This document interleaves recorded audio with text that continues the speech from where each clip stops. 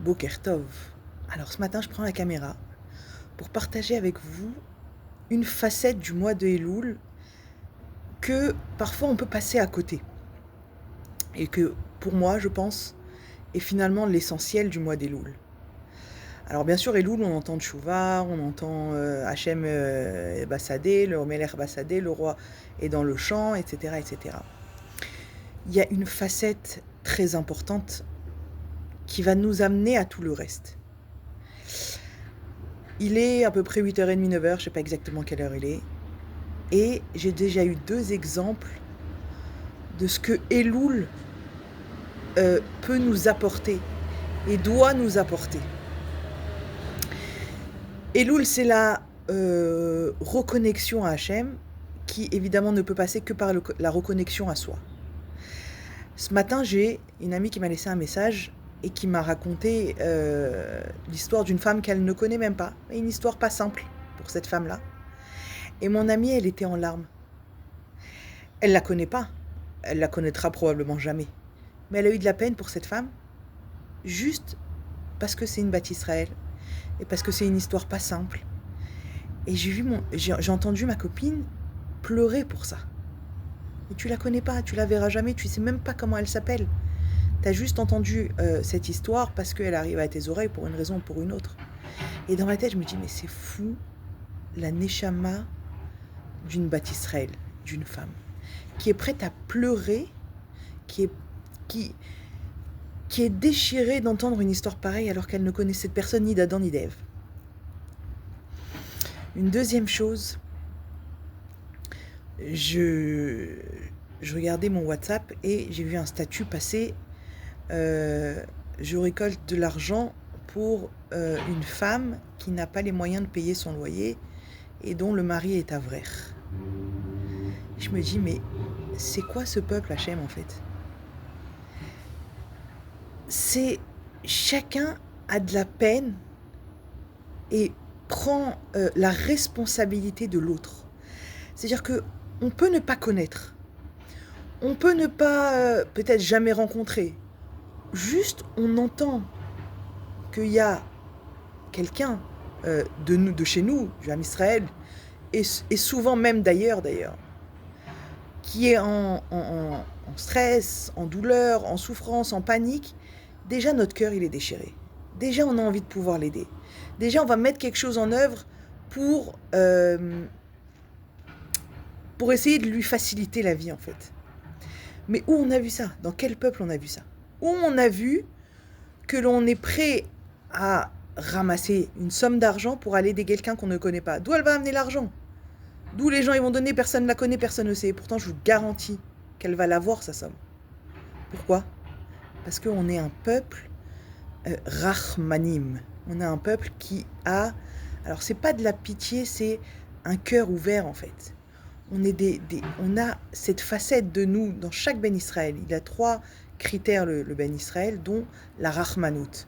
Et évidemment, on dit que Elul, c'est le mois de la Rachamim. Ça veut dire quoi que Elul, c'est le mois de la Rachamim ? Ça veut dire que, bien sûr que c'est la Rachamim, on attend de la Rachamim d'Akadosh Baruch Hu, c'est évident. Mais d'abord, se reconnecter à cette Rachamim que l'on a à l'intérieur de nous-mêmes. Cette Rahmanout que l'on a à l'intérieur de chaque juif. Et ça, c'est un travail du mois d'Elul. Reprendre connaissance ou reprendre conscience de savoir ce que l'on a à l'intérieur. On est Rahman dans notre essence même, dans ce que l'on est, en étant juif, en ayant une partie d'Hachem à l'intérieur de nous, on est Rahman. Et Elul, c'est revenir à cette conscience de cette force qu'on a de Rahmanout. Si nous, on éveille la Rahmanout envers l'autre, c'est évident que ça va réveiller la Rahmanout d'Hachem. Pas parce que Hachem, c'est un comptable et il va te dire « Ah, si tu fais, alors je fais. Si je fais, alors tu fais. » Pas du tout. Il faut sortir de ces calculs. Il faut sortir de cette façon de réfléchir. Elle ne nous appartient pas du tout. Elle ne nous appartient plus du tout, en tout cas. Pas du tout, ça marche pas comme ça. C'est que si nous, on réveille cette partie divine qui est à l'intérieur de nous de Rahmanout, alors forcément, c'est Hachem qui se réveille. C'est la partie Tselem Elohim qui est à l'intérieur de nous, qui se réveille de Rahmanout. Donc forcément, la Rahmanout d'Hachem, elle se réveille, puisqu'on appelle cette partie de nous à l'intérieur, qui est une partie d'Hachem. Donc forcément, Hachem, il va amener la miséricorde, la Rahmanout dans le monde, et plus particulièrement sur le Ham Israël. Donc nous, ce qu'on a à faire, c'est d'aller chercher cette partie à l'intérieur de nous, de la réveiller. On l'a, tout le monde l'a. Combien on prie pour les Khatoufim? Qui connaît encore aujourd'hui un Khatouf qui est là-bas? Très peu de personnes. Et pourtant, ils font partie de notre vie, ils font partie de notre quotidien, ils font partie de notre filote. Hier, j'étais à un mariage à la Choupa. Sous la Choupa, le Rav, il a évoqué évidemment les Khatoufim, il a prié pour les Chayalim. C'est devenu notre quotidien, c'est devenu notre vie. Et pourtant, personne ne les connaît, pratiquement. Personne ne sait ce qu'ils sont devenus. Et pourtant, juste on évoque leur nom, on évoque ce qu'ils sont, et on a le cœur déchiré. Ça, c'est le Ham Israël. Et c'est ça qui amène à la hardoute. C'est de réveiller ces parties à l'intérieur de nous, que peu importe qui il est, peu importe ce qu'il fait, il fait partie de moi. Il a une partie de moi à l'intérieur de lui, j'ai une partie de lui à l'intérieur de moi. Parce qu'on est un peuple, on est le peuple d'Hachem. Donc forcément, si moi je réveille ma Rahmanout, si l'autre il réveille sa Rahmanout, on l'a à l'intérieur de nous, on ne demande pas de la créer, on l'a. Juste, on voit bien que quand on voit passer des messages ou des trucs, il y a quelque chose qui s'enclenche à l'intérieur de nous. Alors des fois, on a envie de le faire taire, parce qu'on a mal, on n'en peut plus d'entendre des nouvelles. C'est difficile, bien sûr qu'il faut se protéger, bien sûr qu'il faut faire attention à ce qu'on entend, et il faut trier, évidemment.